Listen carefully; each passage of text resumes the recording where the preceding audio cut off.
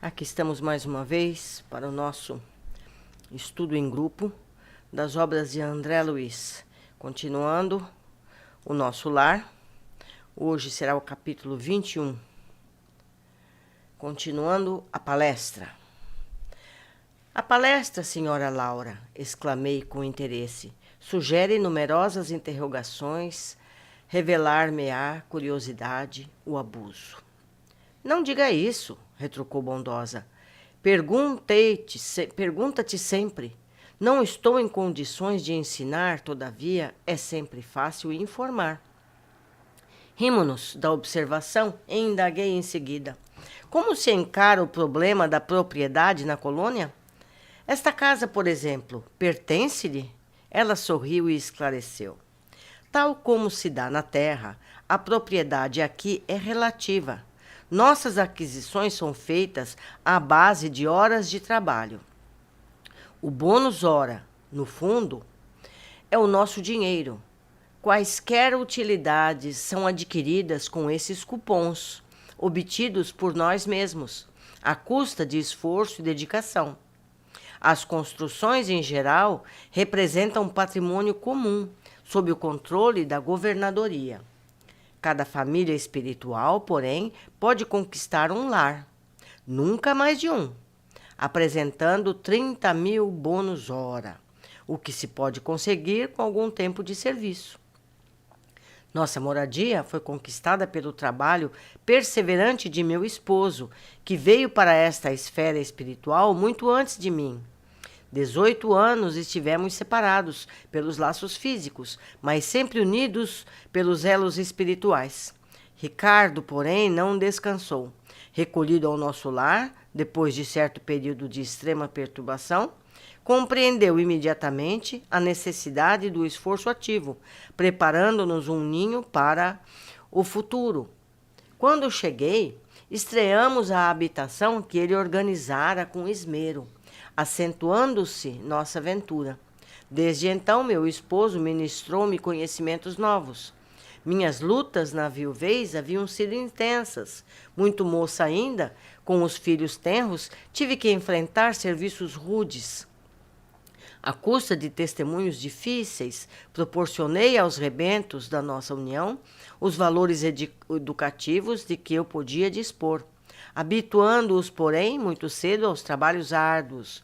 Compreendi depois que a existência laboriosa me livrara das indecisões e angústias do umbral, por colocar-me a coberto de muitas perigosas tentações. O suor do corpo ou a preocupação justa nos campos da atividade honesta constituem valiosos recursos para elevação e defesa da alma. Reencontrar Ricardo, tecer novo ninho de afetos, representava o céu para mim. Durante anos consecutivos, vivemos a vida de perene ventura, trabalhando por nossa evolução, unindo-nos cada vez mais e cooperando no progresso efetivo dos que nos são afim. Com o correr do tempo, Lísias, Yolanda, Judite reuniram-se a nós, aumentando nossa felicidade. Após ligeiro intervalo, em que parecia meditar, minha interlocutora prosseguiu com tom grave. Mas a esfera do globo nos esperava. Se o presente estava cheio de alegria, o passado chamava as contas. Para que o futuro se harmonizasse com a lei eterna, não podíamos pagar à terra com bônus hora, e sim com suor honrado, fruto de trabalhos. Dada a nossa boa vontade, aclarava-nos a visão relativamente ao pretérito doloroso. A lei do ritmo exigia então a nossa volta. Aquelas afirmativas causavam-me viva impressão. Era a primeira vez que se feria tão fundo aos meus ouvidos na colônia o assunto referente a encarnações pregressas. Senhora Laura, exclamei, interrompendo-a, permita, por obséquio, uma parte. Perdoe a curiosidade. No entanto, até agora, ainda não pude conhecer mais detidamente o que se relaciona com o meu passado espiritual. Não estou isento de laços físicos? Não atravessei o rio da morte? A senhora recordou o passado logo após a sua vinda ou esperou o concurso do tempo? Esperei-o, replicou sorridente. Antes de tudo, é indispensável nos despojarmos das impressões físicas. As escamas da inferioridade são muito fortes. É preciso ainda o equilíbrio para podermos recordar edificando. Em geral, todos temos erros clamorosos nos ciclos da vida eterna. Quem lembra o crime cometido costuma considerar-se o mais desventurado do universo. E quem recorda o crime de que foi vítima considera-se em conta de infeliz, do mesmo modo. Portanto, somente a alma muito segura de si recebe os atributos com realização espontânea. As demais são devidamente controladas no domínio das reminiscências e, se tentam burlar esse dispositivo da lei, não raro tende ao desequilíbrio e à loucura. Mas a senhora recordou o passado de maneira natural? Perguntei. Explico-me, respondeu bondosamente. Quando se me aclarou a visão interior, as lembranças vagas me causavam perturbações de vulto. Coincidiu que meu marido partilhava o mesmo estado da alma. Resolvemos ambos consultar o assistente Longobardo. Este amigo, depois de minucioso exame das nossas impressões, nos encaminhou aos magnetizadores do Ministério do Esclarecimento. Recebidos com carinho, tivemos acesso, em primeiro lugar, à seção do arquivo, onde todos nós temos anotações particulares. Aconselharam-nos os técnicos daquele ministério a ler nossas próprias memórias durante 2 anos, sem prejuízo da nossa tarefa do auxílio, abrangendo o período de 3 séculos. O chefe do serviço de recordações não nos permitiu a leitura de fases anteriores, declarando-nos incapazes de suportar as lembranças correspondentes a outras épocas. E bastou a leitura para que se me sentisse na posse das reminiscências? Atalhei curioso. Não, a leitura apenas informa. Depois de longo período de meditação para esclarecimento próprio, e como surpresas indescritíveis, fomos submetidos a determinadas operações psíquicas, a fim de penetrar nos domínios emocionais das recordações. Os espíritos técnicos no assunto nos aplicaram passes no cérebro, despertando certas energias adormecidas. Ricardo e eu, então, senhores de 300 anos de memória integral, compreendemos então quão grande ainda é o nosso débito para com as organizações do planeta. E onde está o nosso irmão Ricardo? Como estimaria conhecê-lo? Exclamei sobre forte impressão. A genitora de Lísias meneou significativamente a cabeça e murmurou: em vista de nossas observações referentes ao passado, combinamos novo encontro nas esferas da crosta. Temos trabalho, muito trabalho na Terra. Desse modo, Ricardo partiu há 3 anos. Quanto a mim, seguirei dentro em breves dias, quando aguardo apenas a chegada de Teresa, para deixá-la junto dos nossos. E o olhar vago, como se a mente estivesse muito longe, ao lado da filha ainda retida na terra, a senhora Laura acentuou: a mãe de Heloísa não tardará. A passagem dela através do umbral será somente de algumas horas, em vista dos seus profundos sacrifícios desde a infância. Pelo muito que sofreu, não precisará dos tratamentos de regeneração. Poderei, portanto, transmitir-lhe minhas obrigações no auxílio e partir sossegada. O Senhor não nos esquecerá. Que observações temos aqui dessa leitura? Vamos observar. Primeiro, propriedades, valores, recursos.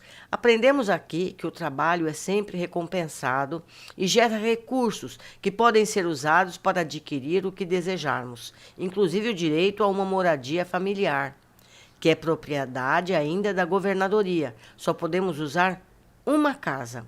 O valor parece ser de 30 mil bônus horas. Isso, por minha conta, dá uns 11 anos de trabalho diário. Mas sei que algumas atividades têm bônus hora dobrado, como o caso de cuidar de crianças. Parece também que podemos passar nossa residência a outras pessoas, caso queiramos. 2. Laura também disse que os trabalhos duros que fez depois de viúva ajudaram o seu aprimoramento e, protegendo das facilidades da vida que muitas vezes nos levam a erros. Com isso, não precisou estagiar no umbral. A gente tem que valorizar mais as dificuldades que a gente tem no dia a dia, porque tudo isso é computado em nosso favor.